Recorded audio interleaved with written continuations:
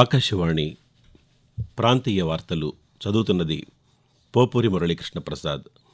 ముఖ్యాంశాలు. భారత ఉపరాష్ట్రపతిగా సిపి రాధాకృష్ణన్ ఈ ఉదయం 10 గంటలకు ప్రమాణ స్వీకారం చేయనున్నారు. క్వాంటమ్ కంప్యూటింగ్ రంగానికి అమరావతి క్వాంటమ్ వ్యాలీ కేంద్రంగా మారనుందని ఆంధ్రప్రదేశ్ ముఖ్యమంత్రి నారా చంద్రబాబు నాయుడు తెలిపారు. నేపాల్లోని ఖాట్మండు నుంచి ప్రత్యేక విమానంలో 144 మంది ఆంధ్రప్రదేశ్ వాసులు రాష్ట్రానికి చేరుకున్నారు. సుస్థిర ఆర్థికాభివృద్ధికి దోహదపడే ఆవిష్కరణలను ప్రోత్సహించాల్సిన అవసరం ఉందని తెలంగాణ గవర్నర్ జిష్ణుదేవ్ వర్మ సూచించారు. చౌక ధరల దుకాణాల ద్వారా పారదర్శకంగా రేషన్ సరుకులు పంపిణీ చేస్తున్నామని ఆంధ్రప్రదేశ్ పౌర సరఫరాల శాఖ మంత్రి నాదెండ్ల మనోహర్ పేర్కొన్నారు. వార్తల వివరాలు. భారత ఉపరాష్ట్రపతిగా సిపి రాధాకృష్ణన్ ఈ ఉదయం 10 గంటలకు ప్రమాణ స్వీకారం చేయనున్నారు. రాష్ట్రపతి ద్రౌపది ముర్ము ఆయనతో ప్రమాణం చేయించనున్నారు. ఈ కార్యక్రమంలో ప్రధానమంత్రి నరేంద్ర మోదీ, కేంద్ర మంత్రులతో పాటు పలువురు పార్లమెంటు సభ్యులు పాల్గొంటారు.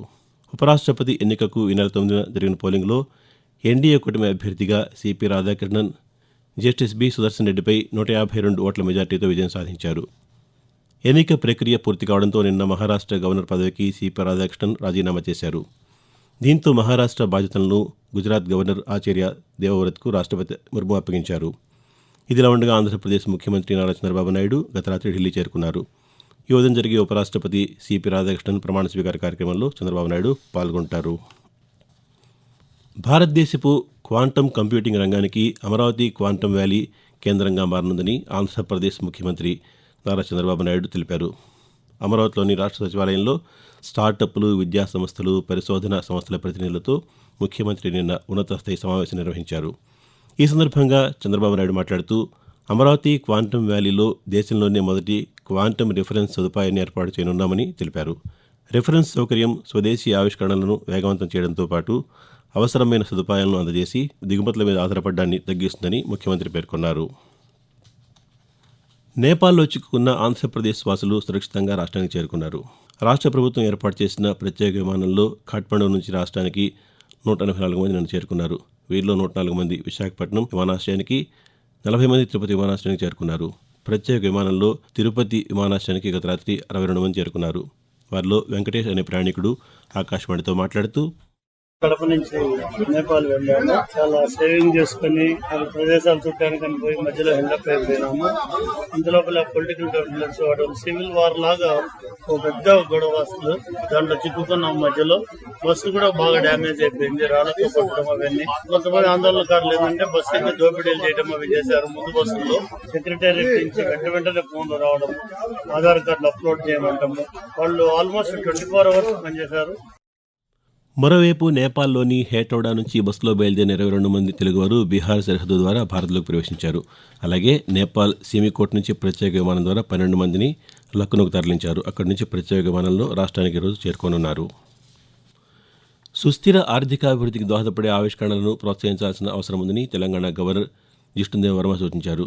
హైదరాబాద్ ఐఐసిటిలో ఈజ్ ఆఫ్ డూయింగ్ R&D అంశంపై ప్రాంతీయ సంప్రదింపుల సమావేశంలో గవర్నర్ నిన్న ప్రసంగించారు. ప్రాంతీయ అసమానతలు తొలగించడానికి శాస్త్రీయ ఆవిష్కరణలు మారుమూల ప్రాంతాలకు చేరాలని అభిప్రాయం వ్యక్తం చేశారు.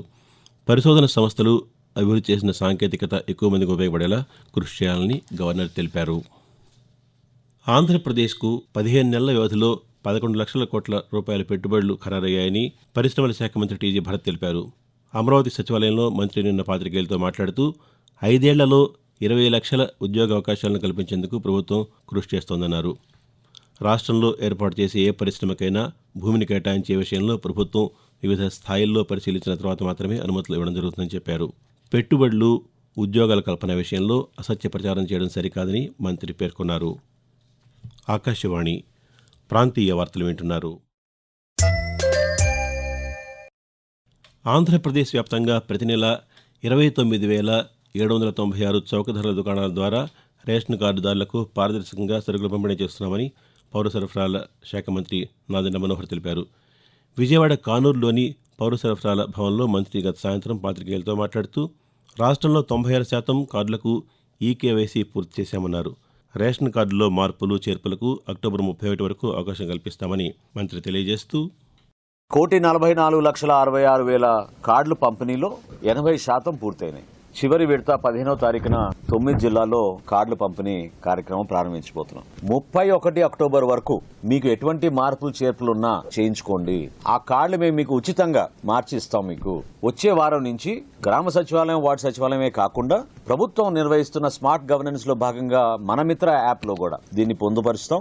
వాట్సాప్ ద్వారా కూడా మీరు మీ వివరాలు, మీ కార్డు నంబర్ పెడితే తప్పకుండా ఆ మార్పులు చేర్పులు కూడా మేము ఒకసారి వెరిఫై చేసుకున్న తర్వాత కొత్త రైస్ కార్డు సరఫరా చేసేటట్టు సమాచారం అందిస్తున్నాం. విద్యుత్ వాహనాల వినియోగంతో పర్యావరణాన్ని పరిరక్షించవచ్చని కేంద్ర గ్రామీణాభివృద్ధి శాఖ సహాయ మంత్రి పెమ్మసాని చంద్రశేఖర్ తెలిపారు. హైదరాబాద్లో నూతనంగా ఏర్పాటు చేసిన కార్ల దుకాణాన్ని కేంద్ర మంత్రి నిన్న ప్రారంభించారు.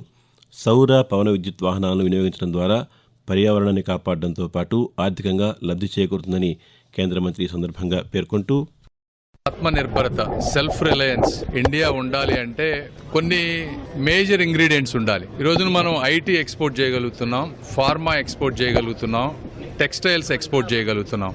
ఇంత ఎక్స్పోర్ట్ చేసినా కూడా మ్యాక్సిమం రెవెన్యూ వచ్చేటప్పటికి మళ్ళీ క్రూడ్ ఆయిల్ ఇంపోర్ట్ లో ఎక్కువ వెళ్ళిపోతా ఉంది. ఏ రోజైతే Indian car, motor vehicle system అంతా ఎలక్ట్రిఫికేషన్ అవుతుందో కంప్లీట్ గా ఎనర్జీ ఇండిపెండెన్స్ వస్తుంది ఇండియాకి. ఇలాంటి కార్స్ ని ఎక్కువ మంది కనుక అడాప్ట్ చేసుకుంటే ఒకటి పొల్యూషన్ లేకుండా ఇండియా ఎనర్జీ ఇండిపెండెన్స్ విధంగా అన్ని విధాలుగా ఇన్నోవేషన్ కి కూడా ఉపయోగపడుతుంది.